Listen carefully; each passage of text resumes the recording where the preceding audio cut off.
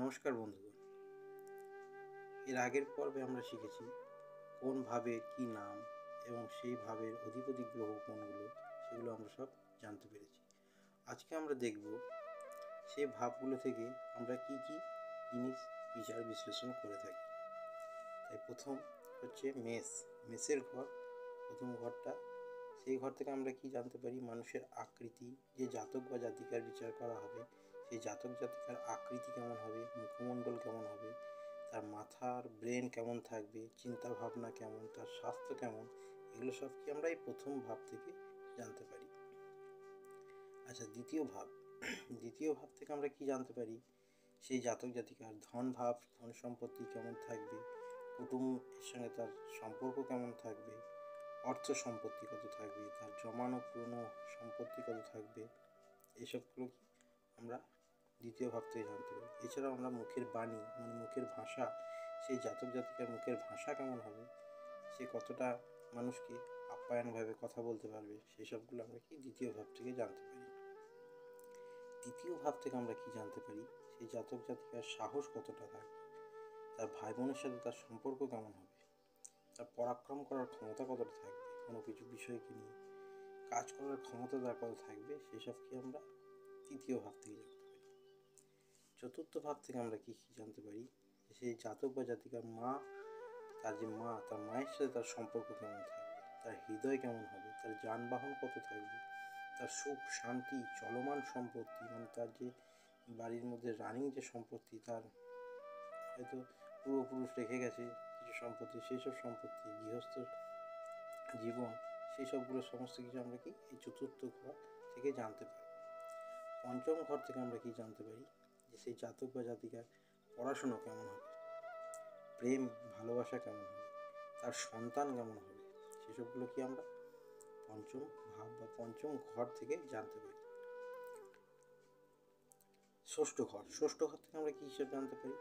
যে সেই জাতক জাতিকার রোগ, শত্রু, ঋণ, এই ষষ্ঠ ঘরটা আমাকে খারাপ ঘর হিসেবে আমরা জ্যোতিষশাস্ত্রে মনে করি, তাই তো?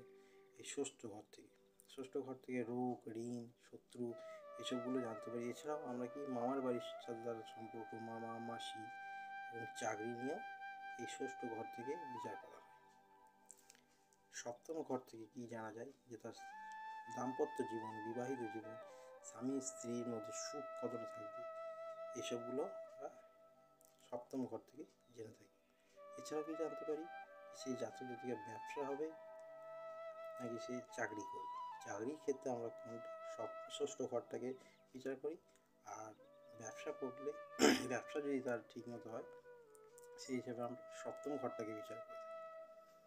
আচ্ছা, অষ্টম ঘর থেকে কি? অষ্টম ঘরটাও হচ্ছে আমাদের এই জ্যোতিষশাস্ত্রের লগ্ন ছকে এই অষ্টম ঘরটাও খারাপ ঘর। এখান থেকে কি মৃত্যু, গুপ্তধন, সুপ্তবিদ্যা ইত্যাদি, টেনশন, এসবগুলো আমরা অষ্টম ঘর থেকে বিচার করে থাকি। এছাড়া শ্বশুর বাড়ির সাথে তার সম্পর্ক কেমন হবে, সবই কি আমরা অষ্টম ঘর থেকে এই অষ্টম ঘর থেকে তাহলে আমরা এইসবগুলো বিচার করে থাকি।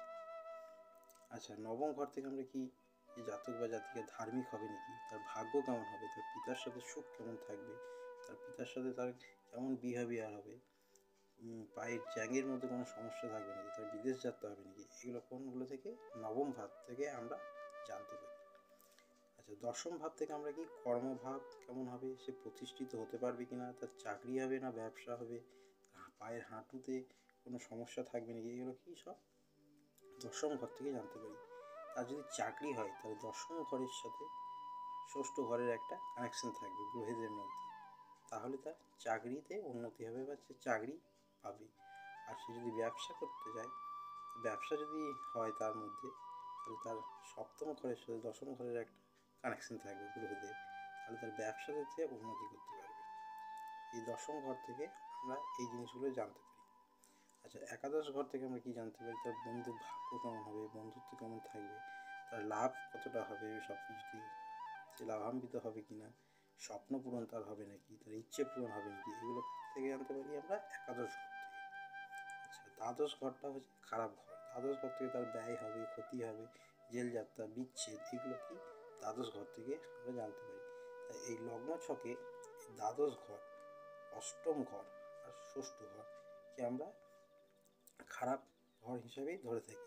এইখান থেকেই এই ষষ্ঠ ঘর থেকে রোগ, ঋণ এইগুলো হয়। অষ্টম ঘর থেকে মৃত্যু, টেনশন এসবগুলো, জাতকের মৃত্যু কখন হবে এগুলো সব বিচার করা হয়। দ্বাদশ ঘর থেকে তার ব্যয়, ক্ষতি, জেল যাত্রা ইত্যাদি বিচার করা হয়। তাই লগ্নচক্রে যে 12টা ঘর তার মধ্যে দ্বাদশ, অষ্টম আর ষষ্ঠ ঘরটা খারাপ ঘর। এরপরে যদি এইটা ছক, লগ্নছকে লগ্ন যদি ধরুন দশম ঘরে রইল, তাহলে এই যে জিনিসগুলো এগুলো সমস্ত কিছু চলে আসবে এখানে। প্রথম ঘরের যে আকৃতি, মাথা, মুখ এগুলো কোথায় চলে আসবে? এখানে। এর ঘরটার লগ্ন বা রাশি যে মকর, কুম্ভ, মীন এইগুলো কিন্তু পরিবর্তন হবে না। পরিবর্তন হবে শুধু এই যে মেষের যে কাজ করার ক্ষমতা, যেগুলো আকৃতি, মুখ, মাথা, চিন্তা ভাবনা এইগুলো কোথায় চলে আসবে? আপনার এই প্রথম ঘরে, এই ঘরে যদি লগ্ন লেখা থাকে। দ্বিতীয় ঘরটা কোথায় চলে আসবে? একাদশে। তৃতীয় ঘরটা চলে আসবে দ্বাদশে। এইভাবে ঘড়ির বিপরীত দিকে ঘুরতে থাকবে। আবার লগ্ন যদি এখানে থাকে তাহলে এইগুলো সব চলে আসবে এখানে, এটা চলে আসবে এখানে, এইভাবে ঘুরতে থাকবে। বোঝা গেল? এই ঘরগুলো কিন্তু চেঞ্জ হবে না, এই নামগুলো কিন্তু একই থাকবে। মেষ এই ঘরটারই নাম থাকবে, বিশ্ব এই ঘরটারই নাম থাকবে, কিন্তু যে এদের যে অধিপতি গ্রহ, মেষের যেমন অধিপতি গ্রহ মঙ্গল, সে কিন্তু এখানেই যে থাকবে তেমন কোনো কথা নেই। সে এখানেও থাকতে পারে, এখানেও থাকতে পারে, এখানেও থাকতে পারে। বিশ্বর যেমন অধিপতি গ্রহ শুক্র, যে এখানেই থাকবে এমন কোনো কথা নেই। এই কোথায় এখানেই থাকতে পারে, এখানেও থাকতে পারে, এখানেও থাকতে পারে। এইভাবে কিন্তু গ্রহরা এরা ঘোরাফেরা করবে। কিন্তু যে যে রাশি বা লগ্ন মেষ, বৃষ, মিথুন, কর্কট এদের ঘর কিন্তু স্থির থাকে। আশা করি বোঝাতে পারলাম। এরপরে আরও অন্যান্য ভিডিওতে আরও বিশ্লেষণ করে বোঝাবো। ধন্যবাদ।